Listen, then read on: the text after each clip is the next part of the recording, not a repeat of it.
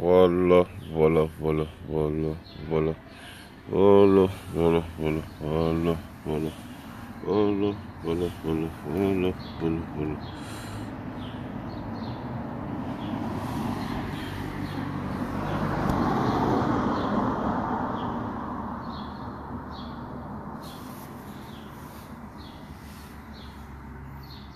Bonjour, bonjour, bonjour. Essayons, euh, essayons de partager un peu, qu'on soit un tout petit peu, c'est un petit direct anticipé parce que le genre de vidéo que je veux passer aujourd'hui, il faut que beaucoup de personnes comprennent. Il faut que beaucoup de personnes comprennent quel est réellement le problème qu'il y a au pays.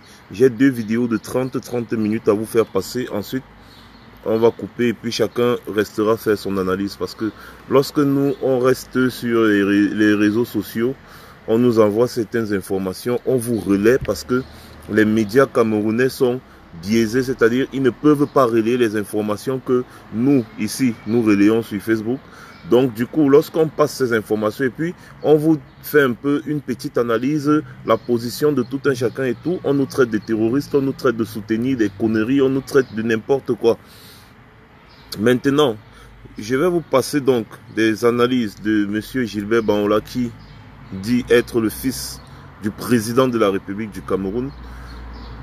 Quand vous allez écouter ce qu'il dit par rapport à la crise, ce qui se passe, parce que beaucoup de personnes sont en train de parler des conséquences, mais ils refusent de parler des causes.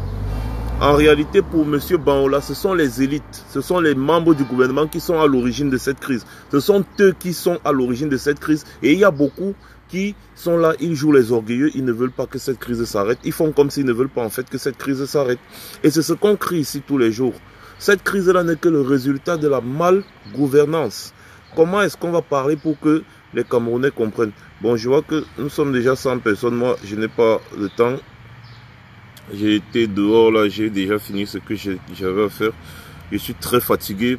Maintenant, je vais vous passer la vidéo. Et puis... Alors, président, on va vous faire lire le 5. Marius, est-ce qu'on peut lire l'intitulé de notre thème de janvier? Très bien. Cameroun, le charter de la déstabilisation occidentale pose ses valises dans le pays. Comment est-ce qu'on peut expliquer tout ce qui arrive à ce pays ces dernières années? On sait qu'on part de très loin. Et avant votre arrivée, je rappelais d'ailleurs la question Bakassi, avec le voisin nigérian, qui a été bien résolu, bien sûr. Et pendant qu'on savourait tout cela, à l'extrême nord du pays, on entre dans une guerre contre Boko Haram, une guerre qui n'était pas la nôtre, bien sûr, si l'on s'en tient à la version officielle de ce qui est là. Et puis aujourd'hui, un autre front qui s'ouvre dans le nord-ouest et sud-ouest du Cameroun. Finalement, l'actualité est très brûlante. Comment est-ce qu'on explique ça? Je veux dire, comment est-ce que vous pouvez expliquer ça?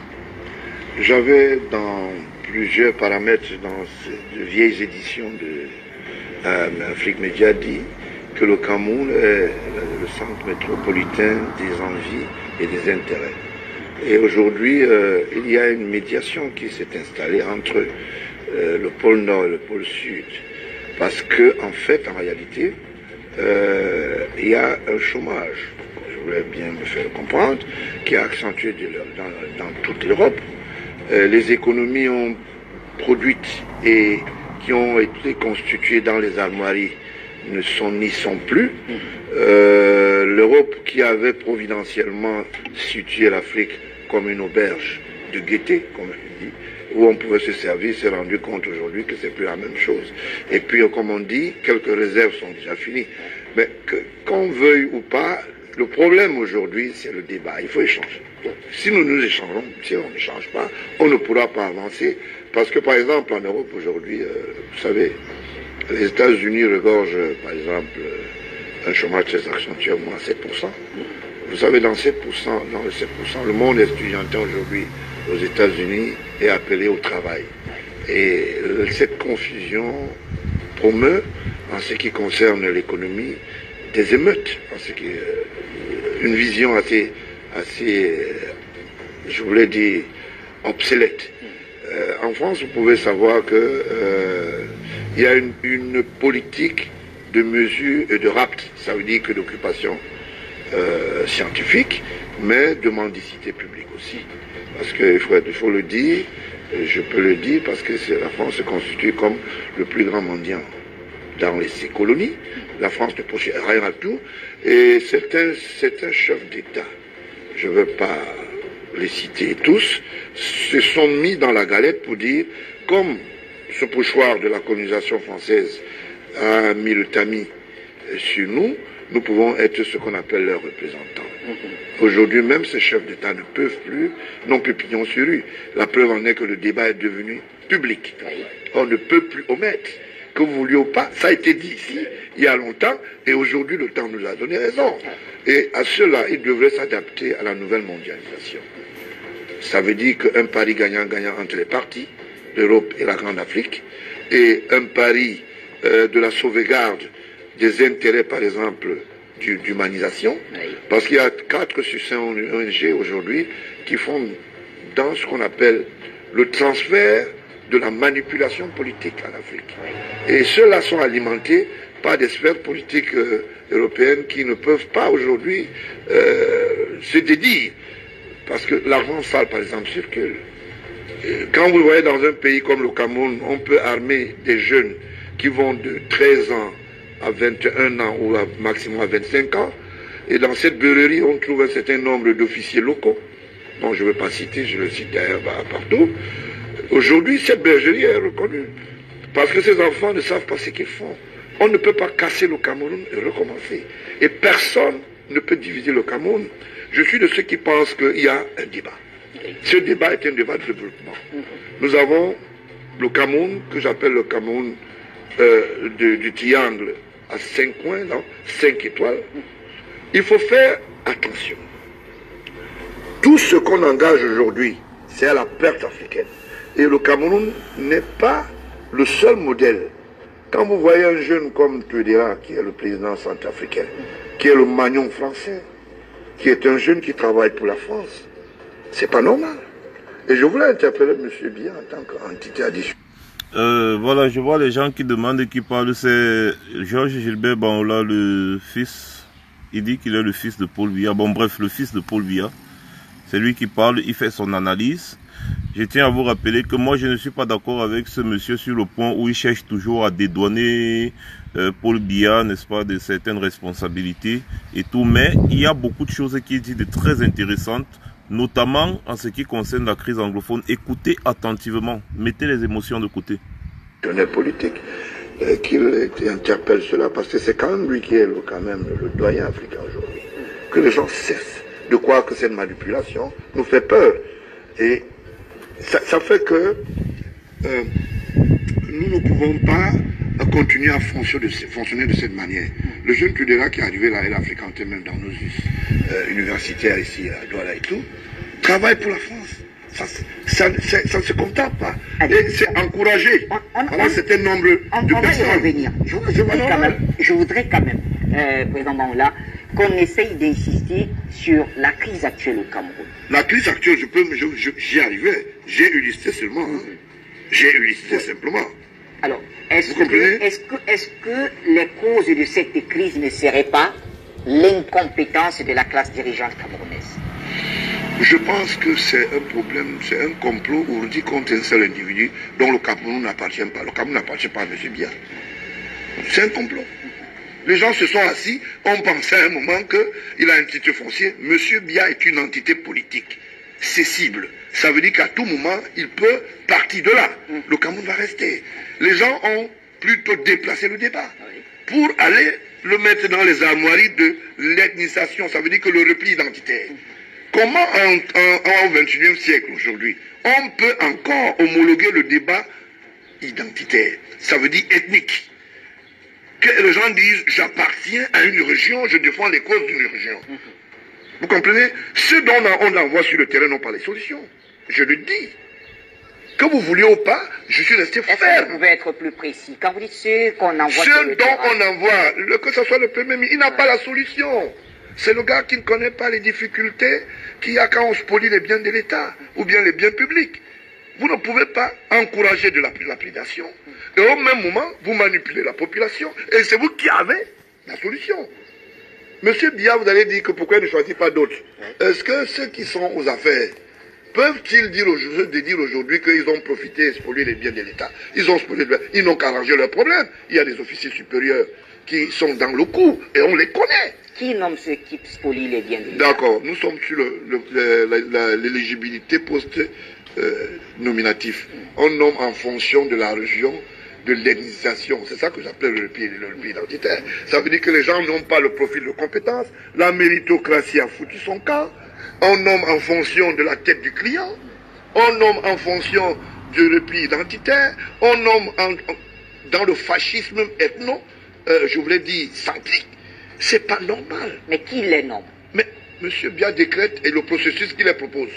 Il y a des gens qui les proposent. Quand je vous renvoie une fiche et je vous dis, trouvez ce qu'on appelle, un homme qui a tel profil, vous n'êtes pas obligé de m'envoyer la fiche de votre enfant ou bien vous m'envoyez la fiche de votre... Mais est-ce que dans ce cas, la responsabilité de leur échec n'incombe pas à celui qui a autorisé la C'est le comptable. Je le dis, M. Biya, que vous vouliez ou pas, est le seul comptable. Oui. Parce que, qu'est-ce qui se passe en Afrique? Il n'est pas le seul qui est comme ça. Ça veut dire qu'on veut créer une chaufferie intestinale. Paul Biya parle plutôt d'une république. Les autres parlent de la chefferie.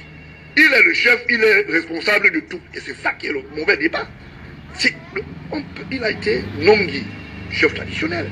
Mais la république a ce qu'on appelle sa méthodologie, son statut, sa structuration. Et ils confondent tout.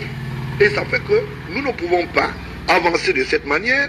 Parce que le discours qu'on tenait quand je venais dire à Fribourg, il y aura la guerre, il y aura des choses qui vont se passer, les gens ont faim, ils vont descendre dans la rue. Alors, les gens me regardaient comme un monsieur qui venait plutôt peindre le blanc en noir. Je leur avais dit, vous allez voir. Et le temps m'a donné raison. Donc, que les gens veuillent ou pas, il faut redéfinir d'abord le débat local. Le débat local, c'est quoi? Entre l'autorité et le citoyen. Il faut le redéfinir. Que les gens cessent de plagier la politique de M. Biya. On va dire que c'est son fils. Qu'il sache de placer la politique de M. Biya, qui n'a rien à voir à l'orthodoxie, je vous l'ai dit, de l'enrichissement illicite, du parvoisement du pouvoir. Les gens tordent le cou au pouvoir. Personne ne pense protéger les arcans et les armoiries de M. Biya. Et on va dire, est-ce qu'il est partout? Oui, M. Biya est le comptable, mais avec, je dis souvent, avec ceux qui assument et qui acceptent d'être nommés. Si on peut vous nommer, vous démissionnez, vous dites que non, vous n'êtes pas d'accord avec la politique du renouveau. Vous n'êtes pas obligé d'être là. D'accord? Les gens font comme si... on peut aussi être celui qui nomme et que quand on voit qu'on a échoué, on laisse aussi la place à quelqu'un d'autre. Oui, mais c'est ça. Ouais. Monsieur Biya est à la porte de sortir à la retraite. Je vous le dis en tant que son fils aîné. Et il n'a pas des envies de bonbons encore, de chocolat. Vous comprenez, hein? Il est un homme qui a ce qu'on appelle, il a élevé son sens spirituel. Il croit à beaucoup de choses. C'est parce que c'est un homme plutôt qui devrait servir dans une église. Je le dis, je ne le cache pas. Maintenant, Dieu a voulu qu'il soit un homme politique, mais les gens profitent de sa position spirituelle pour faire un certain nombre de choses, mais ils se sont trompés. Vous pouvez être un homme spirituel et faire un enfant au monde qui est un homme qui édifie. Et je les mets en défi. L'après Paul Biya, où la République va se mettre debout, où les gens vont quitter la scène et ils iront créer leur République à eux, parce que nous on veut la paix ici. Nous voulons les enfants éduqués, on veut des écoles, on veut des universités, on veut que nous puissions avancer dans l'homologation de la mondialisation. C'est ça le débat. Parce que quand les gens font ce qu'on appelle l'infanticide, vous dites qu'il faut trouver des solutions. Quelle solution on va trouver avec un Premier ministre qui est au regret de sa retraite, de ce qu'il ira demain en prison? Il a des ardoises, j'ai mes dossiers, si je ne veux pas les sortir, n'ayez pas peur. Non, je voulais vous dire. N'ayez pas peur, je sais. Il n'y a plus de peur. Bon, voilà, okay, s'il y a des dossiers, qu'on les sorte, tout simplement. Donc, simplement. Mais il y a une question tout de même, Président Baonla. Est-ce que la structuration actuelle de ce pays, notre pays, ne met pas en minorité ceux qui revendiquent aujourd'hui des choses du côté de la zone anglophone? Non. Non, je vais vous dire pourquoi. Le problème vient du colonisateur, qui a choisi et a extrait sur les bulletins, je ne sais pas sur quels critères, tel ne doit pas gérer, tel ne doit pas être aux affaires, tel ne devra pas être promu comme chef d'État. Ce n'est pas M. Biya qui a créé ça, ni M. Ahidjo. On est d'accord. Mais c'est eux qui ont installé ça. C'est à eux de répondre aujourd'hui. Ils sont allés jusqu'à quantifier la population qu'il fallait être aux affaires. Oui. On nomme les gens, ils estiment que tel ne devait pas être là. Le chef de l'État, M. Biya, est le seul, je vous le dis, si vous ne le savez pas, qui choisit ses hommes en fonction de son fichier. Aïdjo faisait quoi? Il écoutait l'Élysée avant de nommer les gens. Si vous ne voulez pas, si les amis des autres d'outre-mer ne viennent pas spolier, ou bien on ne nomme pas quelqu'un qui va servir à l'enrichissement illicite, et je voulais dire à la spoliation des biens publics, on vous disait non, c'est de ça qu'il s'agit. Et aujourd'hui, les gens ont tenté de mettre en mal cette politique. Il y a des ministres dans notre système qui sont dans le système que j'appelle samaritain. C'est ce système qu'ils ont mis en place du côté de Buya. Ça a commencé au nord. J'étais le premier Camerounais à dire que votre président à l'Assemblée nationale est une overdose. Aujourd'hui, le temps m'a donné raison. Il a mis son particulier en prison. Parce qu'il ne voulait pas qu'il parle. Nous, on a les éléments de réponse. Vous comprenez? Ça a été la même chose du côté, par exemple, du sud-ouest. Les gens ne peuvent pas encourager le fascisme. Un général qui va recevoir un prétendu président de la République, non, je voulais dire, président du parti politique, parce qu'il a été élargi. Il entre dans une prison parce qu'il s'appelle, je sais pas, Elokobi. Et les gens applaudissent.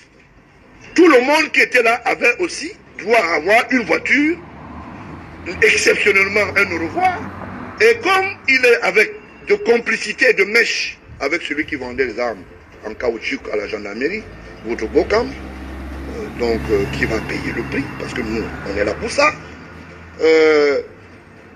On partage la galette, et aujourd'hui le temps m'a donné raison. J'avais bien dit, ces vendeurs d'armes à gâchette, avec les plumes je voulais dire, de caoutchouc, aujourd'hui, n'ont plus droit de citer. Et c'est pour cela que, quand vous regardez le record aujourd'hui au niveau, je vous ai dit, on l'a envoyé, il y a un décret qu'il a mis en fonction. Plus il est allé sur le terrain, plus il y a les corps qui reviennent, plus il y a des scandales. Vous expliquez ça comment? Est-ce qu'un homme en tenue peut encourager la déstabilisation d'un pays? Qui rentre dans ton banque natal? Vous savez de quoi je parle. C'est pour cela que je dis... Je rappelle que vous n'avez pas encore ouvert le dossier. Je suis dans le dossier. Non, nous sommes dans le thème, il n'y a pas de problème. Votre dossier là, vous l'avez caché. Non. Je suis venu avec un petit dossier pour appeler que... On sait qu'il y a des choses. Il y a des choses. Alors, pendant ce temps, vous nous avez dit tout à l'heure que le problème actuel du Cameroun, c'est-à-dire la crise que nous vivons dans les régions du nord-ouest et du sud-ouest, ne date pas d'aujourd'hui. Ce problème date de la colonisation et donc la faute serait aux colons. Dans ce cas, est-ce que ceux qui revendiquent des choses se sont trompés de cible? Est-ce qu'en s'attaquant à M. Biya, ils ont choisi la mauvaise personne? Est-ce qu'ils devraient plutôt s'attaquer à ce système plutôt qu'à l'individu Biya? Ils s'attaquent à eux-mêmes. Je ne vais pas vous démontrer pourquoi. Oui. M. Biya est une entité politique. Le président de la République amené pouvait s'appeler Tamba ou bien Bajok, je ne sais pas quoi. Bon, c'est arrivé au moment de M. Biya, parce qu'il y a un transfert de mentalité. C'est sous l'ère de Biya qu'on lance le premier chantier de la prévarication. Ça veut dire que contre les prévaricateurs. C'est le premier chantier où on retrouve les premiers ministres en prison. Et ces gens sortent des coins et des recoins. Chifenoni appartient quand même à un village. Et je vous rappelle que Chifenoni entre en prison comme chef traditionnel.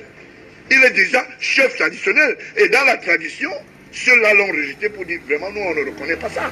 Vous comprenez? Il y a plein comme ça qui sont en prison. Quand vous regardez par exemple le ministre Abba qui est en prison, c'est un chef traditionnel dans son village. C'est la même chose pour Langena. Donc, que vous vouliez ou pas, le problème ici, pour résoudre ce problème, c'est un collectif des porte-paroles. Venez vers le débat. Et ce débat va être un débat de prospérité. Maintenant, à monsieur Paul Biya, président de la République, chef de l'État, de chercher à mettre les jeunes avec des jeunes sur une table, la classe vieillissante avec la classe vieillissante, parce que le commun de mortel d'hier, seule la génération peut interpeller la génération. Voilà.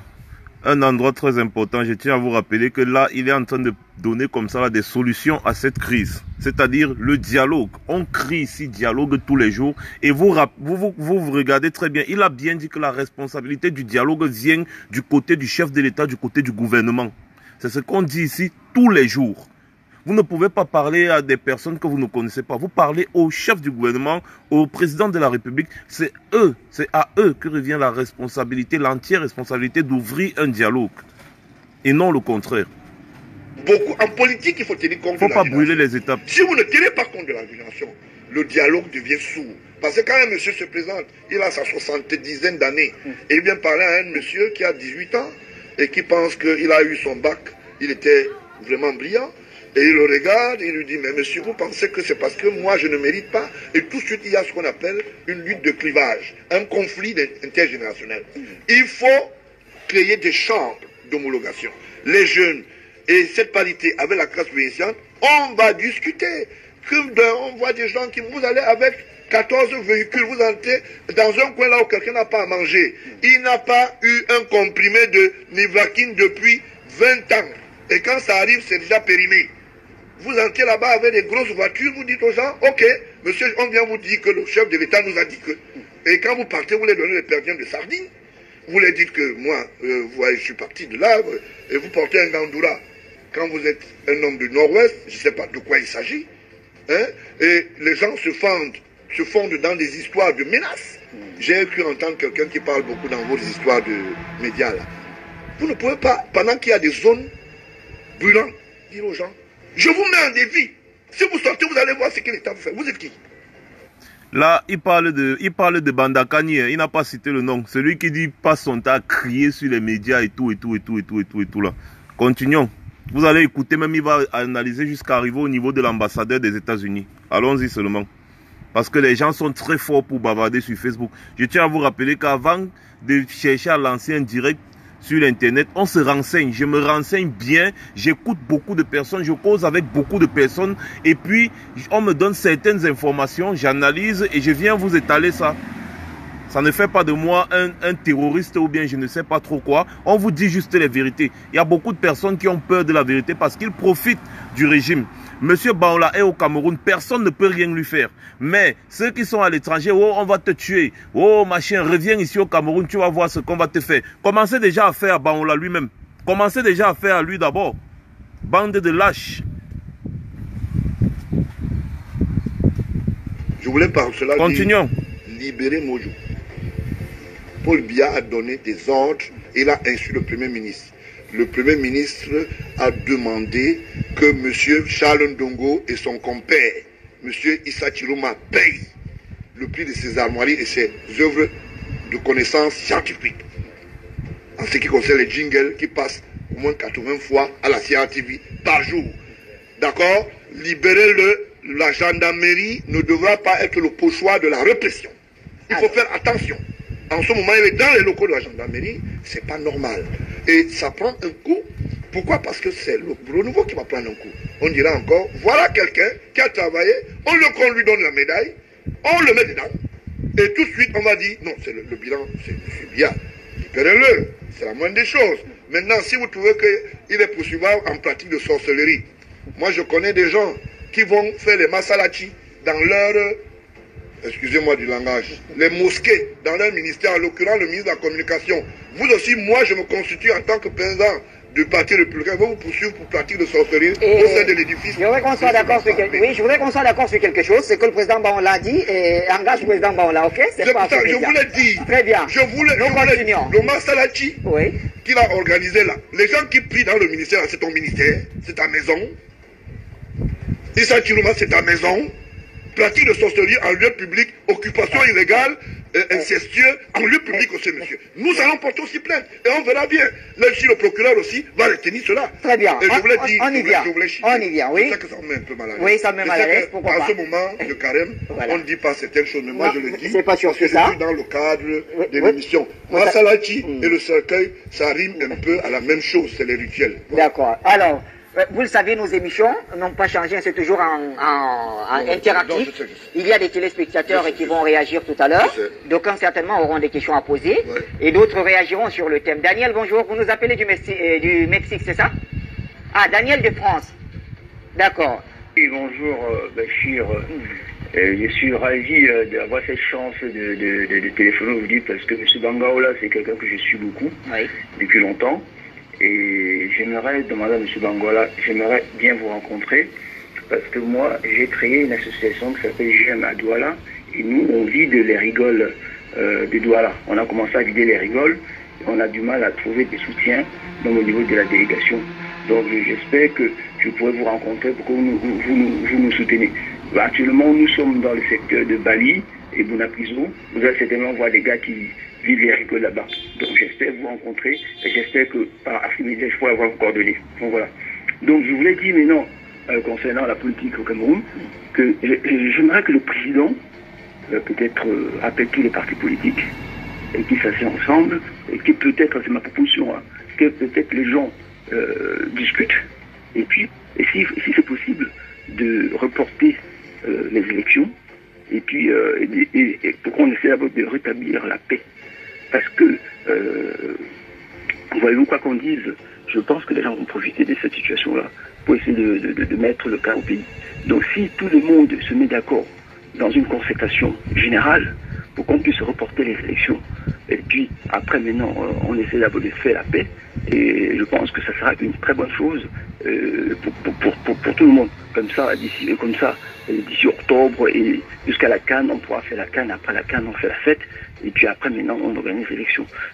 C'était ma proposition. Comme c'est le fils du président, je pense que lui peut transmettre ce message. Merci beaucoup. À bientôt. Merci pour cet appel. Alors, Président Bangola, vous répondez peut-être à notre téléspectateur qui s'inquiète sur... Le président de la République, en tant qu'institution publique, a saisi les Nations Unies et il y a un poste d'observation qui est même installé sur... Le président de la République a saisi les Nations Unies. Donc c'est le président de la République qui a saisi les Nations Unies.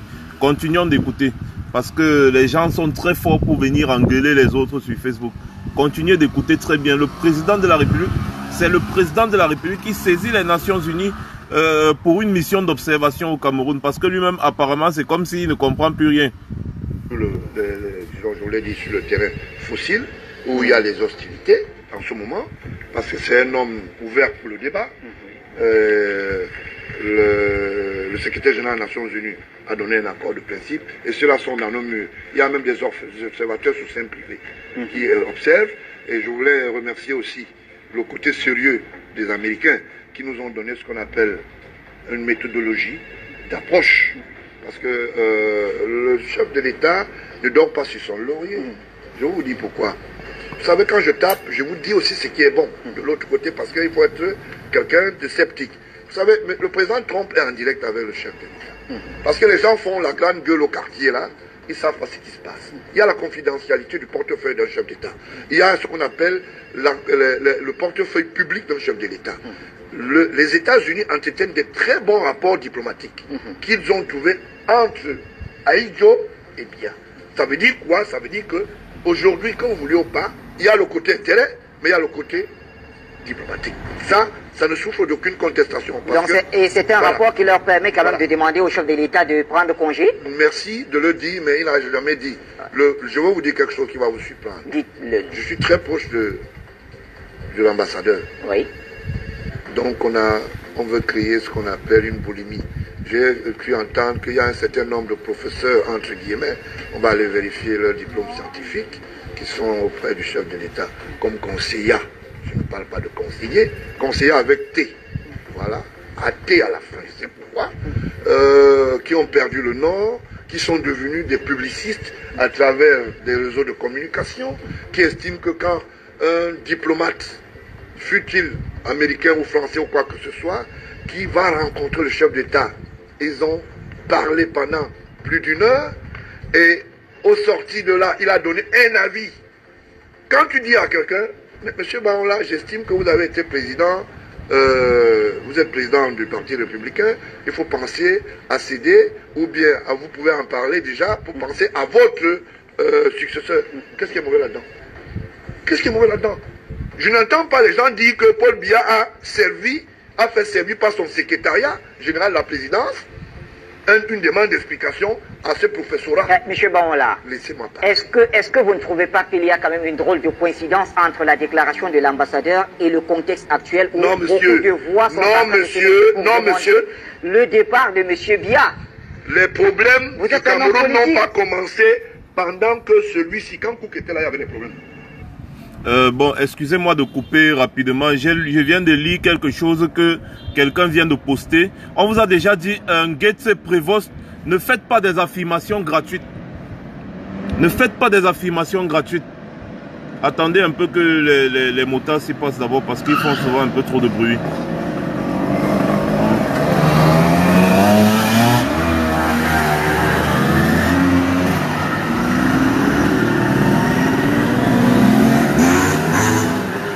Voilà, ne faites pas des affirmations gratuites. Vous pensez qu'une information pareille était fondée, que Baola ne va pas parler de ça, tel qu'on le connaît? Hein? C'est sur cette même chaîne de télé Afrique Média que le coup typo à la tête rasée là avait parlé. Sa source c'était quoi? Sa source c'était un journal. L'avocat qui était sur le plateau Afrique Média a dit qu'un journal ne peut pas faire foi devant un tribunal. Quand vous voulez accuser des gens, il faut avoir des preuves concrètes. Il faut avoir des preuves pour accuser les gens. Comment des individus peuvent vendre une partie du Cameroun? Mais soyez souvent réalistes quand vous voulez parler des trucs, des conneries. Soyez réalistes. Et c'est ça maintenant, M. Baola est en train de parler d'un dialogue. Il faut ouvrir un dialogue parce que le problème qui se passe là-bas est dû à la malgouvernance. Vous pensez que s'il y avait un problème de vente d'une partie du Cameroun, c'est que ce n'est pas sorti depuis? Non, mais soyons souvent sérieux quand on parle des vrais trucs. N'importe qui peut aller sur Internet, écrire un article et poster. Ça ne peut pas faire foi devant un tribunal. Ça ne peut pas faire foi. Ce n'est pas une preuve. Ça peut peut-être être une piste, mais ça ne peut pas être une preuve. J'ai vérifié cette information. J'ai vu ce journal-là. J'ai vu ça. Et personne n'y croit parce que ce n'est pas une preuve. Et vous voyez, on fait des débats tous les jours à la télévision. On a déjà parlé de ça. Mais qu'est-ce que vous racontez souvent? L'avocat qui était sur le plateau de Afrique Média avait parlé de ça. Il a dit, mais vous lisez un article de journal, c'est pas une preuve. Mais dis donc. Oh. La pluralité disons que des partis politiques. Mais le multifacet, il y avait eu des problèmes. Oui. Il y a eu des descentes dans la rue, il y a eu des violences. Mais les gens se sont mis en ordre. Donc, mais pourquoi est-ce que les gens estiment que une interpellation, qui est une interpellation qui entre dans la dialectique corporative de la diplomatie, est une mauvaise chose? Il a dit, est-ce qu'il a demandé à M. Biya de partir? Il lui fait une suggestion. Et M. Biya, bon, et M. Biya, il faut penser à partir. Bon, pourquoi vous ne dites pas ce que M. Biya, qu'est-ce que Paul Biya lui a dit? Vous nous le dites? Bon, ça veut dire qu'on n'a pas la bonne information. L'ambassadeur a dit ce que lui il a dit. Bon, M. Biya aussi a dit quelque chose, vous en pensez pas ce qu'il a dit. Et est-ce que vous nous faites partager le secret? Non, qu'a dit M. Biya? C'est pas le secret, c'est un dialogue. Qu'a dit M. Biya? Hein? Qu'a dit M. Biya dit j'estime et j'ai compris, je prends des langues. Voilà ce qu'il a dit. Tout aussi diplomatique. Oui, ouais, mais on le sait très diplomate, M. Biya. Mais c'est pour cela que quand les gens échangent, vous ne pouvez pas interpréter ce qu'ils disent. Ils sont maîtres de leur parole. Ils peuvent à tout moment dire, voici ce... Il a été interpellé par le ministre de Relations extérieures qui a confondu les échanges diplomatiques à une instruction. Est-ce qu'on instruit un diplomate? Mais elle ne fait pas comme ça. Il y a un cahier de charge, on n'instruit pas un diplomate. Bon, comme M. Mbela, qui est propriétaire de beaucoup d'immeubles du côté de l'Europe, je sais que certains gens ont un peu échangé. Peut-être elle a été instruite pour être là-dedans. Mais Mme Alima témoigne de cela. Elle était d'abord questeur à Bangui. Elle a travaillé. Ça vous gêne? Non, mais que vous allez. Elle a travaillé. Ça vous gêne, vous me dites. Allez-y, on vous écoute. Elle a été questeur à Bangui. Après, elle a rejoint de l'autre côté. Elle a été questeur toujours. Mais apparemment, l'agent se baladait. Et de l'autre côté, il a même mis l'enfant de cette femme qui travaille dans cette ambassade en zone 2 à la taille 3. Et ils se sont retrouvés même au tribunal. C'est des choses que M. Mbela ne peut pas nous dire. Et lui qui dit aujourd'hui qu'il aime beaucoup Paul Biya, je mets encore les virgules et les guillemets, on n'est pas très surpris. Mais M. Baola, tel que fonctionne cette République, on sait que M. Mbela ne peut pas se permettre de convoquer l'ambassadeur de manière... Qui vous a dit que... Dans cette République, on le sait, tout le monde parle au nom du président de la République, M. Baola. Tout le monde parle au nom du président de la République. Non, tout le monde se constitue. Il y a des porte-paroles qui sont dans ce pays qui disent, Paul Biya m'a dit que le soir, on lui dit tu n'as rien. Apporte la preuve, il n'a pas la preuve. Et on dit ça tous les jours. il y a des gens qui conditionnent les citoyens en leur disant, je vous dis que demain matin, le président de la République passera à Douala, et quand il n'arrive pas, il vous dit que... mais à un tel niveau de la diplomatie, est-ce que vous pensez que le ministre va se permettre non, de il n'a pas appelé, ouais. Il n'a pas appelé, je dis il a été instruit. Ouais. Mais voilà. dans les échanges, ce n'était pas soft, c'était comme quelqu'un qui dit, mon patron t'a dit que... Attends, ce n'est pas de ça qu'il s'agit. Pourquoi quand le président Paul Biya a servi aussi une demande d'explication à son conseiller, je n'entends aucun média parler de ça. Tout le monde fait... Lequel conseiller? C'est moi qui le dis. Hein. Donc, il y a un monsieur qui est professeur là-bas et il a beaucoup de doctorats. D'accord. Voilà.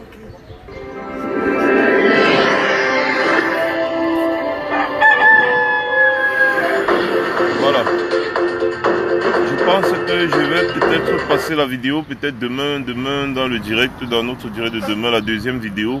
Vous allez encore comprendre beaucoup de choses incroyables, n'est-ce pas? Comment est-ce que notre pays est géré? Pourquoi est-ce qu'il y a des problèmes dans notre pays? Voilà. Et c'est la réalité. Arrêtez d'accuser les individus les uns et les autres. Le problème qui se pose au Cameroun aujourd'hui, c'est la malgouvernance.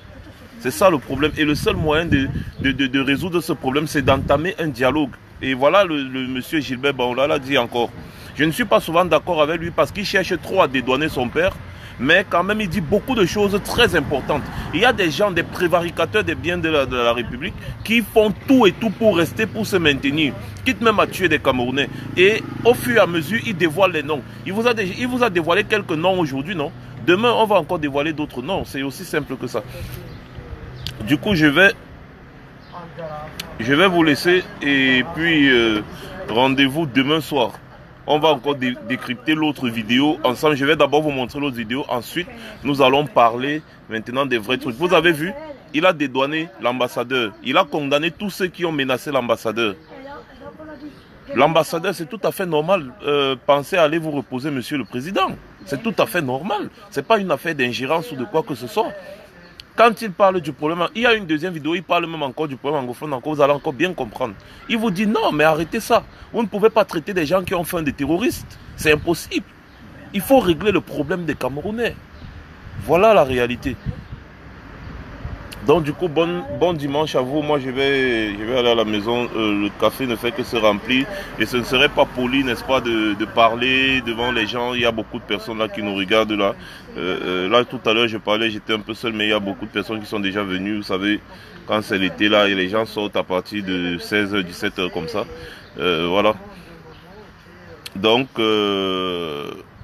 bonne journée encore à tous. Je voulais à tout prix que vous écoutiez cette vidéo et je suis content que 300 personnes ont écouté cette vidéo. Je suis très content. Rendez-vous demain, je vais vous passer la deuxième vidéo. C'est toujours 30 minutes comme ça là. Et vous allez comprendre beaucoup de choses. Bon dimanche à vous.